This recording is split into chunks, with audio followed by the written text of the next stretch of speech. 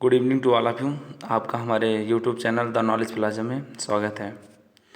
आज हम लोग पढ़ेंगे गन्ने की खेती, तिल और जौ की खेती। तो सबसे पहले हम लोग पढ़ेंगे गन्ने की खेती, शुगर कैन कल्टीवेशन। जो शुगर कैन होता है उसका वानस्पतिक नाम होता है सेकेरम ऑफिसिनेरम। सेकेरम ऑफिसिनेरम को नोबेल कैन भी कहा जाता है और इसकी जो फैमिली होती है वो पोएसी होती है। अब इसके बाद बात करेंगे गुणसूत्र। इसमें जो क्रोमोसोम नंबर पाया जाता है वो 2n बराबर 80, आई मीन 80 इसमें क्रोमोसोम नंबर पाया जाता है जो कि डिप्लॉयड होता है, द्विगुणित। और इसका जो उत्पत्ति स्थान होता है या मूल स्थान जिसको कहा जाता है वो होता है इंडिया या फिर न्यूगोनिया। जो न्यूगोनिया होता है वो बहुत रेयर केस में कभी कभी दे देता है, जैसे इंडिया ऑप्शन में ना देके न्यूगोनिया दे देता है। तो जैसे अगर ऑप्शन में इंडिया नहीं है तो आप लोग न्यूगोनिया पर ही टिक कीजिएगा, अगर ऑप्शन नहीं है इंडिया तो, ठीक है। उसके बाद नोबेल कैन से संबंधित हैं कौन से साइंटिस्ट हैं जो कि सेकेरम ऑफिसिनेरम या जिसको नोबेल कैन भी कहा जाता है उससे रिलेटेड हैं। तो उन साइंटिस्ट का नाम है डॉक्टर टी.एस. वेंकट रमन, ठीक है। और डॉक्टर टी.एस. वेंकट रमन को गन्ने का जादूगर भी कहते हैं, शुगर कैन विजार्ड, ओके। अब हम लोग बात करेंगे कि विश्व में गन्ने का सर्वाधिक क्षेत्रफल कहाँ है। विश्व में गन्ने का जो सर्वाधिक क्षेत्रफल है वो भारत में है। विश्व में गन्ने का सर्वाधिक क्षेत्रफल भारत में है, लेकिन उसके उत्पादन एवं उत्पादकता की बात की जाए कि विश्व में गन्ने का सर्वाधिक उत्पादन एवं उत्पादकता कहाँ होती है तो वो ब्राज़ील में है, ठीक है। उसके बाद जो कभी कभी ये भी पूछा जाता है कि विश्व में चीनी का कटोरा किस देश को कहते हैं, विश्व में, ठीक है, ना कि भारत में। तो अगर पूछा जाता है कि विश्व में चीनी का कटोरा किस देश को कहते हैं तो वो है क्यूबा। अगर भारत में चीनी का कटोरा किस राज्य को कहते हैं, भारत में चीनी का कटोरा किस राज्य को कहते हैं तो है महाराष्ट्र, या कहीं कहीं पर महाराष्ट्र ना देके उत्तर प्रदेश भी दे देता है। हाँ, अब हम लोग बात करेंगे कि भारत में गन्ने का सर्वाधिक क्षेत्रफल एवं उत्पादन किस राज्य का है। किस राज्य में सर्वाधिक गन्ने का क्षेत्रफल है, गन्ना बोया जाता है और सबसे अधिक उसका उत्पादन होता है, तो वो राज्य है उत्तर प्रदेश। और भारत के किस राज्य में सर्वाधिक गन्ने की उत्पादकता, आई मीन प्रोडक्टिविटी किस राज्य में सबसे अधिक होती है गन्ने की, तो सबसे अधिक प्रोडक्टिविटी जो होती है गन्ने की वो होती है तमिलनाडु में। अब जैसे कुछ इंस्टीट्यूट हैं, जैसे हो गया एसबीआई का जो फुल फॉर्म होता है वह है शुगर कैन ब्रीडिंग इंस्टीट्यूट। जो शुगर कैन ब्रीडिंग इंस्टीट्यूट है उसका जो हेड क्वार्टर है वह है कोयम्बटूर, तमिलनाडु। और जो एसबीआई बना था शुगर कैन ब्रीडिंग इंस्टीट्यूट वो 1912 ईस्वी में इस्टेब्लिश्ड हुआ था कोयम्बटूर, तमिलनाडु में। उसके बाद जो नेक्स्ट इंस्टीट्यूट है वो है आईआईएसआर का जो फुल फॉर्म होता है वह है Indian institute of sugar cane research. और इसका जो हेड क्वार्टर है वो है लखनऊ। ये लखनऊ में 1952 में इस्टेब्लिश्ड हुआ था या स्थापित हुआ था। AICRP on sugar cane. सबसे पहले हम लोग जान लेते हैं कि AICRP का फुल फॉर्म क्या होता है। तो AICRP का जो फुल फॉर्म होता है all India coordinated research project, ठीक है। All India coordinated research project जो कि शुगर कैन पर शुगर कैन का AICRP कहाँ है तो जो है लखनऊ में है, आपके लखनऊ उत्तर प्रदेश। नेक्स्ट हम लोग बात करेंगे कि NSI का जो फुल फॉर्म होता है वो है नेशनल शुगर इंस्टीट्यूट, ना कि शुगर कैन। कहीं कहीं पर ये दे देता है कि NSI स्टैंड फॉर या NSI का फुल फॉर्म है, तो कुछ लोग क्या करते हैं कि नेशनल शुगर कैन इंस्टीट्यूट लगा देते हैं। तो आप लोग को नेशनल शुगर कैन इंस्टीट्यूट नहीं लगाना है, वहाँ पर आपको नेशनल शुगर इंस्टीट्यूट पर टिक करना है।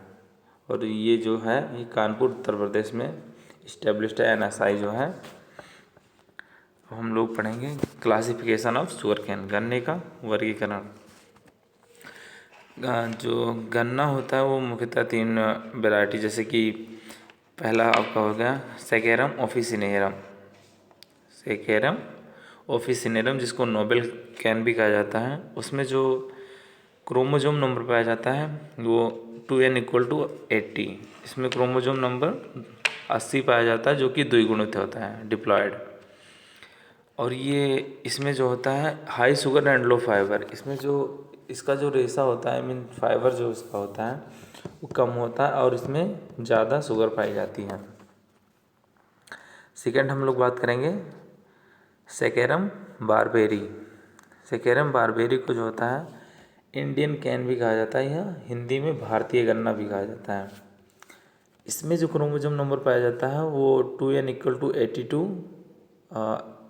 ऑब्लिक 124, 124। कहीं कहीं पर आपको इसमें क्रोमोसोम जो नंबर मिलेगा वो 82 मिलेगा, और कुछ इसकी जो वैरायटियां हैं उनमें 124 क्रोमोसोम नंबर पाया जाता है, जो कि और ये दोनों जो है क्रोमोसोम नंबर वो डिप्लॉयड होते हैं, आई मीन द्विगुणित। और इसमें जो होता है medium sugar and high fibre, इसमें चीनी की मात्रा से मीडियम साइज में होती है, एवरेज में होती है, और जो इसमें फाइबर पाया जाता है काफ़ी ज़्यादा इसमें फाइबर पाया जाता है। ठीक है। थर्ड जो है सेकेरम साइनेंसिस। सेकेरम साइनेंसिस जो है उसमें क्रोमोसोम नंबर 2n=118, 118 इसमें द्विगुणित क्रोमोसोम पाए जाते हैं, और जो को सेकेरम साइनेंसिस को हम चाइनीज कैन या चाइनीज गन्ना भी कहते हैं। इसमें जो शुगर होती है वो कम होती है और इसमें फाइबर जो होता है वो अधिक पाया जाता है। उसके बाद नेक्स्ट हम लोग बात करेंगे कि भारतीय गन्ना जिसको हम सेकेरम बारबेरी कहते हैं, किससे डेवलप किया गया था, आई मीन भारतीय गन्ना किससे विकसित किया गया था। तो भारतीय गन्ना जो है वो कांस ग्रास से डेवलप किया गया था, और कांस जो होता है उसका बोटेनिकल नेम होता है सेकेरम स्पॉन्टेनियम। Saccharum spontaneum. ठीक है।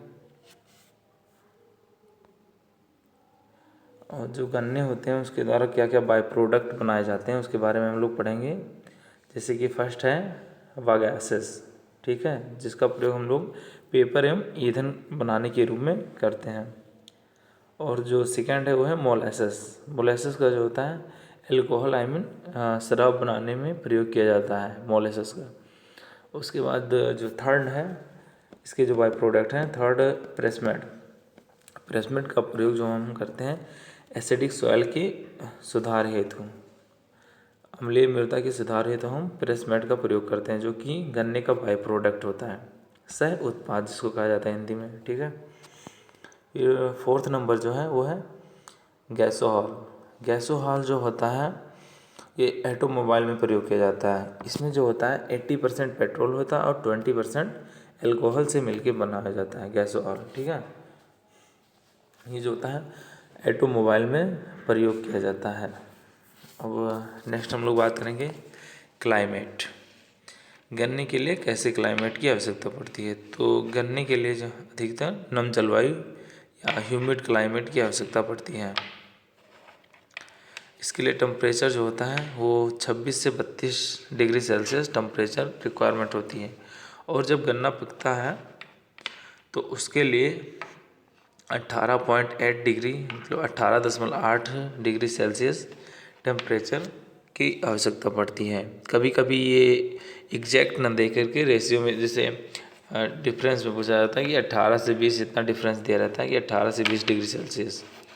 तो अगर एग्जैक्ट नहीं दिया है तो आप लोग 18 से 20 डिग्री सेल्सियस पर ही क्लिक आई मीन टिक कर दीजिएगा। उसके बाद सॉयल। गन्ने के लिए सबसे उपयुक्त मृदा कौन सी होती है। तो गन्ने के लिए जो सबसे उपयुक्त मृदा है वो है दोमट तथा चिकनी मिट्टी। ठीक। उसके बाद जो नेक्स्ट हम लोग पढ़ेंगे कि गन्ने का जो इन्फ्लोरेसेंस होता है, आई मीन जिसको पुष्पक्रम कहा जाता है हिंदी में, उसको क्या कहते हैं। तो जो गन्ने का पुष्पक्रम होता है उसको एरो कहते हैं, और जो पुष्पक्रम निकलने की क्रिया जो होती है गन्ने के पुष्पों को निकलने की क्रिया उसको एरोइंग कहते हैं। और गन्ने के जो छोटे छोटे टुकड़े होते हैं उनको सेट्स कहा जाता है, SETS सेट्स। और गन्ने का जो सीड होता है उसको फ्लॉप्स कहा जाता है, ठीक है, फ्लॉप्स। नेक्स्ट हम लोग बात करेंगे कि गन्ना कैसा प्लांट है। जो गन्ना जो होता है वो C4 intermediate short day plant होता है। गन्ना जो है C4 intermediate and short day plant होता है। नेक्स्ट हम लोग बात करते हैं कि जब सामान्य कोल्हू कॉमन कोल्हू के द्वारा जब गन्ने की पेराई होती है तो उससे कितने % रस निकलता है। जो सामान्य कोल्हू होता है उसके द्वारा जो गन्ने से जो रस निकलता है वो 55% या कहीं कहीं रेशियो मतलब डिफरेंस पूछ लेता है, तो ये वेरी करता है 55 से 70 या 50 से 55 ये दिया रहता है, 50 से 55 दिया रहता है। तो आप लोग 50 से 55 पर भी क्लिक कर सकते हैं अगर 55% एग्जैक्ट नहीं दिया है तो। नेक्स्ट जो वैक्यूम क्रेशर होता है उसके द्वारा अगर हम गन्ने की पेराई करते हैं तो कितने % रस निकलता है उसके द्वारा। तो उसके द्वारा जो गन्ने से रस निकलता है वो है 70 से 75%। और गन्ने में जो जगरी % पाया जाता है जिसको गुण भी कहा जाता है, कितने % गन्ने में जगरी पाया जाता है। तो गन्ने में जो जगरी पाई जाती है वो 14 से 18% जिसमें गुण पाया जाता है, जैसे जगरी। और गन्ने में राव कितना होता है, राव जिसको कहते हैं, गन्ने में राव कितना % पाया जाता है वो है 18 से 20। गन्ने में चीनी कितने % पाई जाती है ये पूछा जाता है, कि अधिकतर ये पूछा जाता है कि गन्ने में चीनी %। तो गन्ने में चीनी % जो पाया जाता है वो 8.5 से लेके 11% तक पाया जाता है, 8.5 से 11%। गन्ने में जो ब्रिक्स प्रतिशत होता है वो कितने % पाया जाता है। तो गन्ने में जो ब्रिक्स प्रतिशत होता है वो 16 से 18% इसमें गन्ने में ब्रिक्स पाया जाता है, ठीक है। हम कैसे याद करेंगे कि गन्ने में कितने % ब्रिक्स है। तो उसके द्वारा हम एक वो आता है इक्विपमेंट, या जिसको इक्विपमेंट जो भी उपकरण है गन्ने में ब्रिक्स प्रतिशत ज्ञात करते हैं, उसका जो नाम है वो है हैंड रिफ्रैक्ट्रोमीटर के द्वारा हम गन्ने में ब्रिक्स प्रतिशत गन्ने में कितने % ब्रिक्स है वो हम हैंड रिफ्रैक्ट्रोमीटर द्वारा ज्ञात करते हैं। नेक्स्ट हम लोग पढ़ेंगे कि गन्ने को अगर कृत्रिम रूप से पकाना है तो हम किसका प्रयोग करेंगे। गन्ने को अगर आर्टिफिशियल तरीके से उसे मैच्योर करना है या मैच्योरिटी में लाना है या उसको रैपिंग करनी है, उसकी रैपनिंग, तो कौन सा ऐसा केमिकल है जिसका हम प्रयोग करेंगे। तो उसका जो नाम है वो है पोलेरिस एंड ग्लाइफोसिन। और इसकी जो अमाउंट होगी उसका हम प्रयोग करेंगे 5 kilogram active ingredient per hectare. 5 kilogram active ingredient per hectare की दर से हम प्रयोग करेंगे, ठीक है। यहाँ पर @ इसलिए लगाया गया मतलब दर से 5 किलोग्राम पर हेक्टेयर की दर से हम लोग प्रयोग करेंगे पोलेरिस और ग्लाइफोसिन का, दोनों में से कोई एक भी। गन्ने का जो लोअर पार्ट होता है, जो निचला भाग होता है, उसमें सर्वाधिक क्या पाया जाता है। तो गन्ने का जो लोअर पार्ट होता है उसमें सबसे अधिक सुक्रोज पाया जाता है, और जो गन्ने का अपर पार्ट होता है ऊपर का भाग उसमें सबसे अधिक ग्लूकोज पाया जाता है। ब्रिक्स जो होता है, ब्रिक्स प्रतिशत से क्या ज्ञात होता है। जो ब्रिक्स प्रतिशत होता है उससे क्या ज्ञात होता है। तो ब्रिक्स के द्वारा जो होता है TSS, जिसका जो फुल फॉर्म होता है टोटल सॉल्युबल सॉलिड, या कहीं कहीं पर टोटल सॉल्युबल साल्ट भी लिखा रहता है, ठीक है।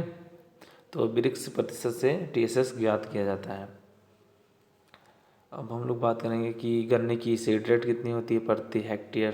तो गन्ने की जो सीड रेट लगती है 70 से 80 क्विंटल प्रति हेक्टेयर बीज की आवश्यकता पड़ती है। और अगर हम गन्ने के टुकड़े का प्रयोग कर रहे हैं तो अगर 3 आँख वाले टुकड़े प्रयोग कर रहे हैं तो 35 से 40 हज़ार टुकड़े हमें चाहिए, और जिनकी लंबाई जो है 35 से 40 सेंटीमीटर होनी चाहिए। अगर 3 आँख वाले टुकड़े का प्रयोग कर रहे हैं प्रति हेक्टेयर तो 35,000 से 40,000 गन्ने के टुकड़े चाहिए। और जिनकी लंबाई 35 से 40 सेंटीमीटर हो। अगर एक आँख वाले टुकड़े का प्रयोग कर रहे हैं प्रति हेक्टेयर तो 1,20,000 टुकड़े होने चाहिए गन्ने के। ठीक है। बीज शोधन, सीड ट्रीटमेंट। हम बीज शोधन किसके द्वारा करते हैं गन्ने में? तो 0.5% एग्लॉल या एडिटॉन से उसके जो सेट्स होते हैं उनको उपचारित करते हैं। नेक्स्ट हम लोग पढ़ेंगे टाइम ऑफ सोइंग, बुआई का समय। तो जो गन्ना होता है उसके बुआई का जो समय होता है, अगर ऑटमन गन्ना है, ऑटमन गन्ने की जो बुआई होती है वो अक्टूबर मंथ में की जाती है, मीन अक्टूबर माह में की जाती है। और ये इसकी सबसे ज़्यादा बुआई जो होती है उत्तर भारत में सबसे ज़्यादा ये बोया जाता है ऑटमन शुगर कैन। उसके बाद अर्धशाली गन्ना, अर्धशाली गन्ना जिसको हम खरीफ ऋतु में उगाते हैं, जून जुलाई में इसको लगाते हैं, बुआई का समय होता है। ये सबसे अधिक दक्षिण भारत में, दक्षिण भारत मीन्स महाराष्ट्र में सबसे ज़्यादा ग्रो की जाती है अर्धशाली गन्ना। और ये 15 से 18 महीने में पककर तैयार हो जाती है। अगर एग्जैक्ट दिया जाता है कि अर्धशाली गन्ना कितने महीने में पककर तैयार हो जाता है, 20, 15, 18 या 25, तो आप लोग 18 माह पर क्लिक कीजिएगा या टिक कीजिएगा। 18 माह में जो होता है अर्धशाली गन्ना वो पककर पूरी तरह से तैयार हो जाता है, जो कि सबसे अधिक महाराष्ट्र में ग्रो किया जाता है अर्धशाली गन्ना। अब एक साली गन्ना जो होता है जिसको स्प्रिंग सीजन में उगाया जाता है या समर सीजन में, वो फरवरी से लेकर मार्च में उसकी बुआई का समय होता है। इसमें कुछ प्रोसेसिंग की जाती है, इसमें कुछ क्रियाएं की जाती है, जैसे रैपिंग और टाइंग। रैपिंग और टाइंग जो होता है वो गन्ने को बांधने की क्रिया को रैपिंग और टाइंग कहते हैं। फिर ब्लाइंड होइंग, अंधी गुड़ाई, गन्ने में जो गुड़ाई की जाती है उसको अंधी गुड़ाई कहते हैं। और ये क्वेश्चन पूछा जाता है कि ब्लाइंड होइंग किस क्रॉप से रिलेटेड है, किस क्रॉप में की जाती है। तो आप लोग गन्ने में जो है ब्लाइंड होइंग की जाती है तो उस पर टिक कीजिएगा। फिर थ्रेसिंग, थ्रेसिंग जो होता है गन्ने की जो सूखी पत्तियां होती हैं उसी के द्वारा गन्ने को बांधने की क्रिया को जो होता है थ्रेसिंग कहा जाता है। अब इसमें रेटूनिंग, रेटूनिंग क्या होता है? पेड़ी जिसको हिंदी में कहा जाता है। एक बार जैसे हमने गन्ने को ग्रो किया, पहली बार बुआई करके उसको ग्रो किया, फिर उसको काट लिया, उसकी एक क्रॉप काट लिया, फिर जो नेक्स्ट क्रॉप होती है उसको हम फिर से नहीं ग्रो, उसकी जो मतलब जो कल्ले रहेंगे वो फिर से ग्रो करेंगे, उन्हीं के द्वारा उसी को हम रेटूनिंग कहते हैं। ठीक है, रीग्रोथ कहते हैं। जैसे किसी क्रॉप की फसल की रीग्रोथ को ही हम रेटूनिंग कहते हैं।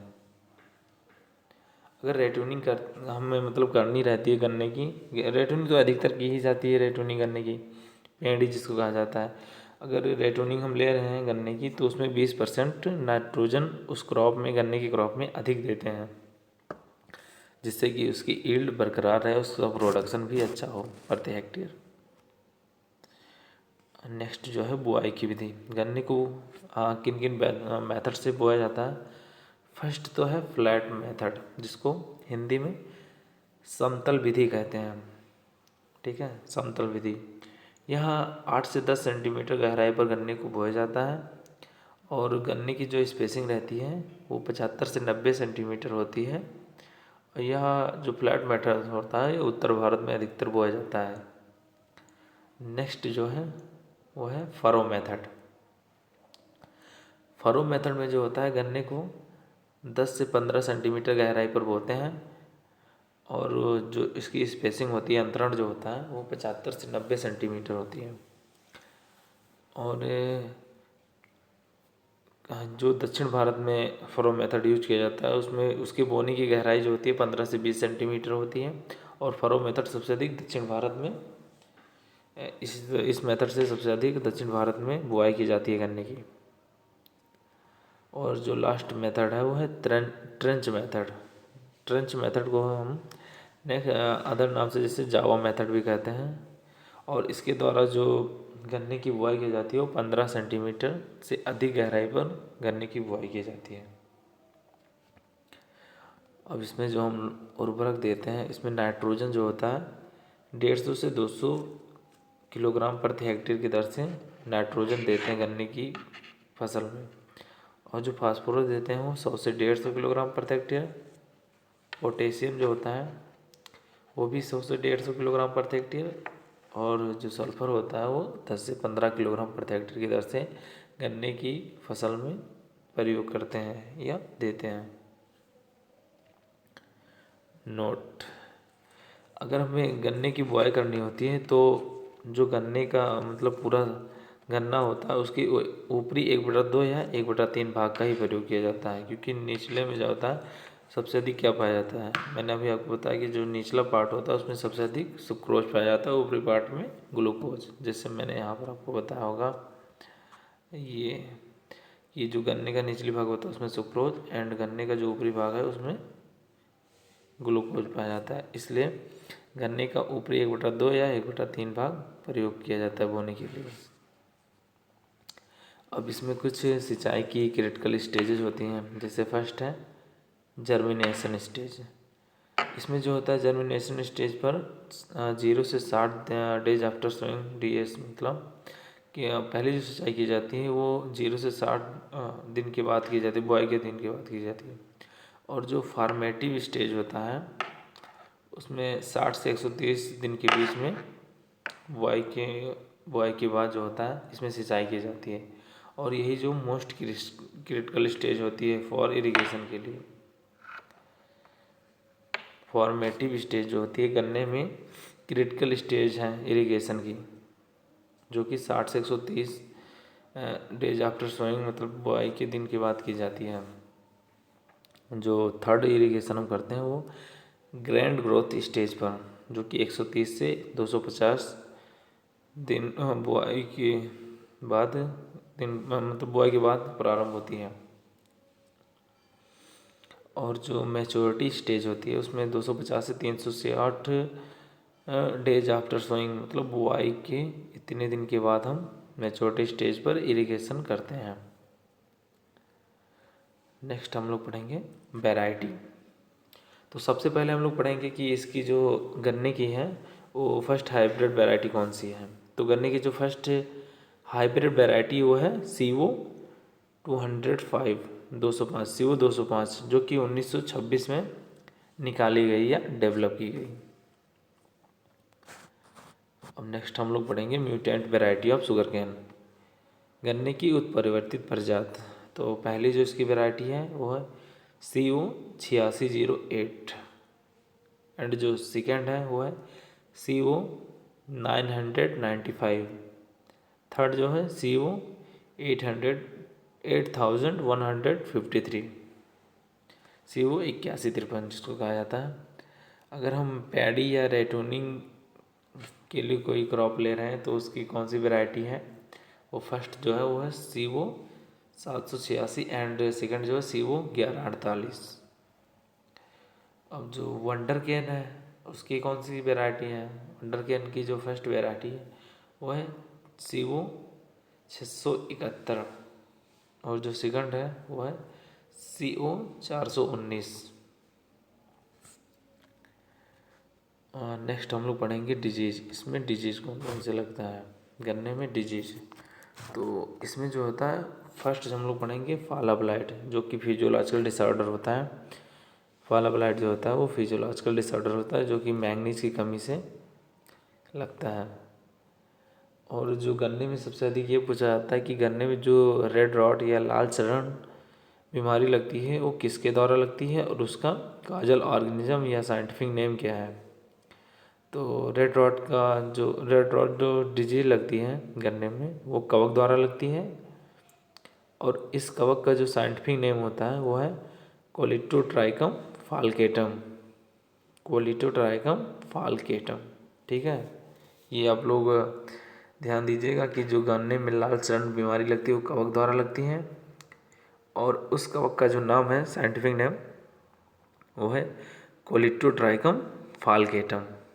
इसके ऊपर तो रेसिस्टेंट वैरायटी भी आती है कि अगर उस वैरायटी को हम ग्रो करेंगे तो इसमें रेड रॉट डिजीज नहीं लगेगा। उस वैरायटी का नाम है CO 7704, और 8023 8610 एंड 93011। नेक्स्ट डिजीज जो है रेड स्ट्रिप। जो रेड स्ट्रिप डिजीज है वो गन्ने में जीवाणु द्वारा लगती है, और इस जीवाणु का जो साइंटिफिक नेम है वो है स्यूडोमोनास रूब्रिलियनेस। ठीक है। नेक्स्ट डिजीज जो लगता है वो है sugar cane smut. Sugar cane smut जो लगता है वो कवक द्वारा लगता है, और शुगर कैन स्मट की जो खोज की थी वो बटलर ने 1906 में की थी, या पहली बार देखा था इन्होंने। शुगर कैन स्मट का जो काजल ऑर्गेनिज्म या साइंटिफिक नेम जो है वो है अस्टिलेगो सिटेमेनिया, SCITAMINEA। ठीक है। और जो लास्ट डिजीज लगता है इसमें वो है रैटून स्टंटिंग। रैटून स्टंटिंग जो है वो वायरस जनित होता है, जो कि वायरस के द्वारा लगता है। उसके बाद हम लोग पढ़ेंगे हम नेक्स्ट इंसेक्ट। इसमें गन्ने में कौन कौन से इंसेक्ट लगते हैं। तो सबसे पहले जो मेन इंसेक्ट है वो गन्ने का वो है पायरेला, जिसको इंग्लिश में लीफ हॉपर भी कहते हैं। कि गन्ने में पायरेला रोग जो होता है किसकी उसका साइंटिफिक नेम क्या है, या पायरेला डिजीज किस क्रॉप से रिलेटेड है, किस क्रॉप में लगता है। पायरेला इंसेक्ट। तो जो पायरेला इंसेक्ट है वो गन्ने की क्रॉप में लगता है, और इसका जो साइंटिफिक नेम होता है वो है पायरेला परप्यूसिला, PYRILLABERPUSILLA,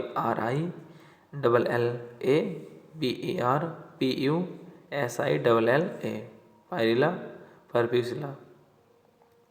और जो सेकंड इंसेक्ट है वो है उसका नाम है टॉप बोरन।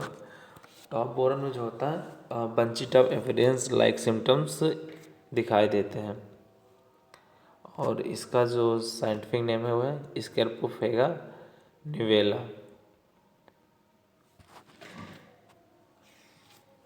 स्कैरपोफेगा निवेला। और थर्ड जो इंसेक्ट इसमें लगता है वो है अर्ली सूट बोरर, जिसको डेड हार्ट भी कहते हैं, या डेड हार्ट लाइक इसमें सिम्टम्स बनते हैं। इसका जो साइंटिफिक नेम है वो है चिलो इन्फेस कैटिलस। नेक्स्ट लास्ट इंसेक्ट जो लगता है इसमें वो है शुगर कैन वाइट फ्लाई।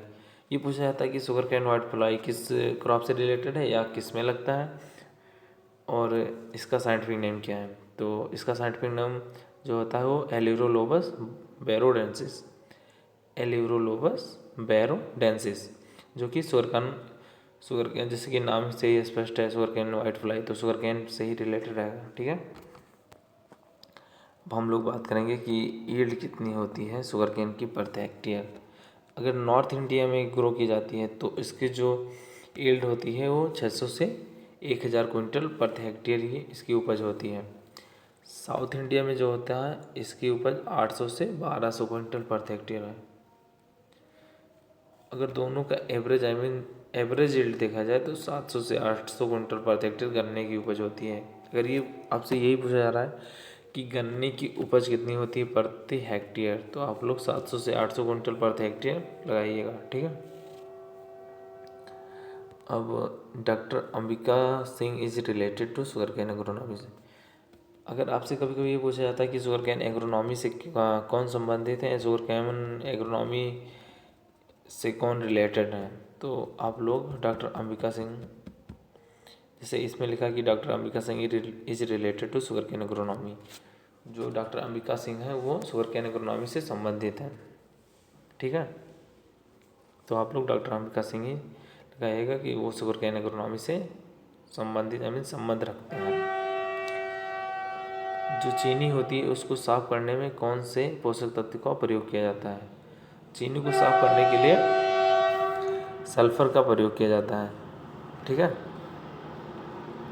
अब हम लोग नेक्स्ट क्रॉप पढ़ेंगे सिसमम कल्टीवेशन, जिसको हिंदी में तिल कहा जाता है। कि तिल की खेती, जो तिल होता है उसका जो बॉटेनिकल नेम है वह है सिसमम इंडिकम। इसका बॉटेनिकल नेम इम्पॉर्टेंट नहीं है, लेकिन ये इम्पॉर्टेंट है कि सिसमम या तिल की जो फैमिली क्या है। तिल की जो फैमिली होती है वो होती है पैडालिएसी। ठीक है। ये पूछा जाता है कि तिल की फैमिली क्या है, तो तिल की जो फैमिली है वो है पैडालिएसी। और तिल में जो क्रोमोसोम नंबर पाया जाता है वो 26 पाया जाता है, जो कि डिप्लॉयड होता है 2n=26। अब उत्पत्ति स्थान की बात करते हैं कि तिल का उत्पत्ति स्थान क्या है या ओरिजिन प्लेस कहाँ है। तो तिल का जो उत्पत्ति स्थान है वो है साउथ वेस्ट अफ्रीका, दक्षिणी पश्चिमी अफ्रीका में जो होता है इसका उत्पत्ति स्थान है। तिल में जो होता है 18 से 20% प्रोटीन पाई जाती है और 48 से 52% तेल पाया जाता है। या अगर एग्जैक्ट पूछा जा रहा है तो आप लोग 50% भी एग्जैक्ट लगा सकते हैं। और मैंने आपको पहले ही बताया था कि तिल को जो होता है तेलों की रानी कहा जाता है या क्वीन ऑफ ऑयल सीड कहा जाता है। और किंग ऑफ ऑयल सीड किसको कहते हैं? जब क्वीन ऑफ ऑयल सीड सिसमम को कहते हैं तो क्वीन ऑफ ऑयल सीड जो होता है सिसमम को कहते हैं। तो किंग ऑफ ऑयल सीड कौन है? वो है आपका ग्राउंड नट, मूंगफली। मूंगफली को तेलों का राजा कहते हैं। और तेलों की रानी किसको कहते हैं? तिल को। विश्व में जो सर्वाधिक तिल का उत्पादन होता है वो कहाँ होता है? विश्व में सर्वाधिक जो तिल होता है, आई मीन सबसे ज़्यादा जो तिल का उत्पादन होता है वो किस देश में होता है? तो जो भारत में जो होता है सबसे अधिक तिल का उत्पादन होता है। और भारत में सबसे अधिक कहाँ पर होता है? किस राज्य में सबसे अधिक? तो महाराष्ट्र जो है एक ऐसा राज्य जिसमें तिल का सबसे अधिक उत्पादन होता है। तो हम लोग बात करेंगे कि इसकी सीड रेट कितनी होती है प्रति हेक्टेयर तिल की। जो तिल है उसकी सीड रेट जो होती है प्रति हेक्टेयर वो है, अगर हम सीधी लाइन टू लाइन बुआई करते हैं तो 3 से 4 किलोग्राम प्रति हेक्टेयर इसकी सीड रेट लगती है बीज दर। अगर छिड़काव विधि से या ब्रॉडकास्टिंग, जिसको इंग्लिश में कहा जाता है, ब्रॉडकास्टिंग करते हैं तो 5 से 7 किलोग्राम प्रति हेक्टेयर की दर से सीड लगता है। स्पेसिंग जो अगर हम सीधी लाइन में बुआई कर रहे हैं तो 45 से 12 सेंटीमीटर, या छिड़काव विधि से तो 30 से 10 सेंटीमीटर। कहीं कहीं आपको 45 से 12 सेंटीमीटर या 45 से 15 सेंटीमीटर और कहीं कहीं 30 से 10 सेंटीमीटर भी मिलेगा कि इसकी जो तिल की स्पेसिंग होती है वो ये 30 से 10 भी होती है, 30 से 10 सेंटीमीटर। तिल जो है वो खरीफ सीजन की क्रॉप है, तो इसकी जो बुआई की जाएगी, आप लोगों को पता होगा कि जब खरीफ की बुआई कब से होती है। जो तिल होते हैं उसकी बुआई का समय जो होता है 15 जून से लेके 1 जुलाई के बीच में हम इसकी बुआई करते हैं। नेक्स्ट जो है वैरायटी, प्रजातियाँ, कौन कौन सी वैरायटियाँ हैं तिल की। फर्स्ट वैरायटी जो है वो है गौरी, सेकंड जो है वो है कृष्णा, थर्ड शेखर, एंड जो फोर्थ है वो है टाइप 85। इसमें एक डीजे लगता है फिलोडी। ये पूछा जाता है कि तिल में जो डीजे लगता है वो किसके द्वारा लगता है। तो आप लोग ये ध्यान रखिए, जो फिलोडी डीजे लगता है तिल में वो होता है माइकोप्लाज्मा के द्वारा। और इसमें जो इंसेक्ट लगता है वो लगता है जैसिड। जैसिड का जो साइंटिफिक नेम है वो है एमेरेस्का विगुटुला, एमेरेस्का विगुटुला। और जो तिल है उसकी प्रति हेक्टेयर उपज जो होती है या उत्पादन जो होता है वह है 8 से 10 क्विंटल प्रति हेक्टेयर। 8 से 10 क्विंटल प्रति हेक्टेयर जो होती है वो तिल की उपज होती है। हाँ, नेक्स्ट ग्राफ हम लोग अब पढ़ेंगे कल्टीवेशन ऑफ बार्ले, जौ की खेती। तो सबसे पहले हम लोग पढ़ेंगे कि जौ का जो वानस्पतिक नाम क्या होता है। जो है उसका जो वानस्पतिक नाम है वो है हार्डियम वुल्गेर। हार्डियम वुल्गेर जो है वानस्पतिक नाम है जौ का। और इसकी जो फैमिली है वो है Poaceae, family Poaceae. Chromosome number जो है वो 14 पाया जाता है। इसका जो उत्पत्ति स्थान है वो है इथोपिया, कहीं कहीं पर आपको साउथ अफ्रीका भी मिलेगा। अगर दोनों मिल रहा है तो आप लोग बहुत पर क्लिक कीजिएगा। अगर एक ही मिल रहा है इथोपिया या साउथ अफ्रीका तो दोनों में से आप एक पर क्लिक कीजिएगा। अगर दोनों में से एक ही मिलेगा तो अगर इथोपिया मिल रहा है तो आप इथोपिया पर टिक कीजिएगा, या फिर साउथ अफ्रीका मिल रहा है तो साउथ अफ्रीका पर टिक कीजिएगा। वैसे इसका उत्पत्ति स्थान पूछा नहीं जाता है, अगर पूछा भी जाता है तो अधिकतर ऑप्शन में साउथ अफ्रीका देता है। ठीक है, नेक्स्ट हम लोग बात करेंगे कि इसमें प्रोटीन कितना परसेंट पाया जाता है? तो जो है उसमें 11.5% या 11.5% प्रोटीन पाई जाती है। कौन सी प्रोटीन पाई जाती है?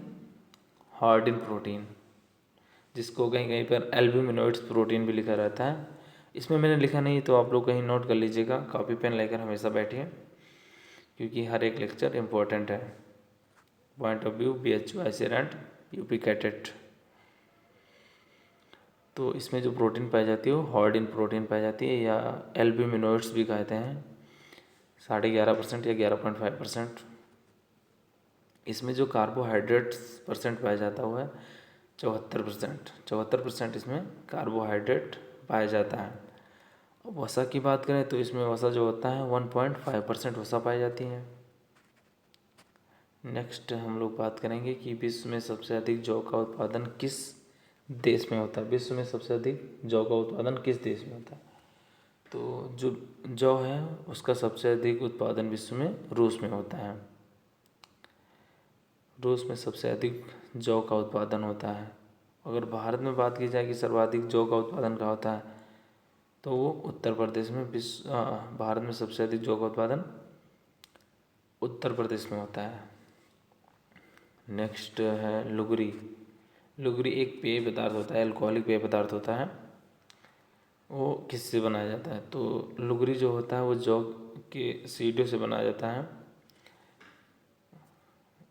लुगरी नामक अल्कोहलिक पदार्थ जो होता है वो जौ के बीज से बनाया जाता है, या जौ से ही, जौ ही लिखा रहता है अधिकतर, या जौ के बीज अगर लिख रहा है तो जौ के बीज से बनाया जाता है। ठीक है। जौ में जो डार्कनेस का कारण होता है, जिसके कारण जो होता है वो बौना हो जाता है, मतलब बौना रहता है। किसके कारण से जौ का पौधा बौना रह जाता है? तो ओजू जीन होता है एक, जिसके कारण जौ जो आई मीन बार्ले जो होता है उसका पौधा बौना रह जाता है, ड्वार्फ छोटा ही रह जाता है। नेक्स्ट हम लोग बात करेंगे कि सीड रेट कितनी होती है। जौ की सीड रेट कितनी होती है प्रति हेक्टेयर? तो जौ की जो सीड रेट होती है 75 से 80 किलोग्राम प्रति हेक्टेयर जौ की सीड रेट होती है। उसके बाद अंतरण कितना होता है, स्पेसिंग कितनी होती है इसकी स्पेसिंग जो होती है वो गेहूं के समान होती है। गेहूं की आप लोगों को पता होगा कि स्पेसिंग कितनी है, मैंने आपको पहली क्लास में बताया होगा, इससे पहले ही क्लास में बताया होगा, मतलब कि इससे पहले जितनी भी क्लासें हुई होंगी उसमें मैंने अगर आपको वीट कल्टीवेशन पढ़ाया है तो उसमें बताया होगा कि स्पेसिंग कितनी होती है वीट की। तो चलिए मैं बता देता हूँ कि जो जौ की स्पेसिंग होती है वो होती है 22 से 22.5%, 22.5% जिसको कहा जाता है, सॉरी 22.5 सेंटीमीटर, सॉरी इसकी जो स्पेसिंग होती है वो 22.5 सेंटीमीटर, और गेहूं की भी इतनी ही होती है 22.5 सेंटीमीटर। और इसके जो बुआई का समय होता है वो 15 अक्टूबर से 15 नवंबर होता है। इसकी कुछ वैरायटियाँ जैसे रेखा, रेखा जो है सर्वाधिक माल्टोज, इसमें सबसे अधिक माल्टोज पाया जाता है। नीलम जो होती है उसका चपाती बनाने के लिए प्रयोग किया जाता है। और राजकिरण जो वैरायटी है वो निमेटोड के प्रति रेसिस्टेंट होती है, आई मीन सूत्रकृमि के प्रति प्रतिरोधी होती है। फिर करण 25, करण 25 जो होता है वो चारे वाली प्रजाति होती है जौ की।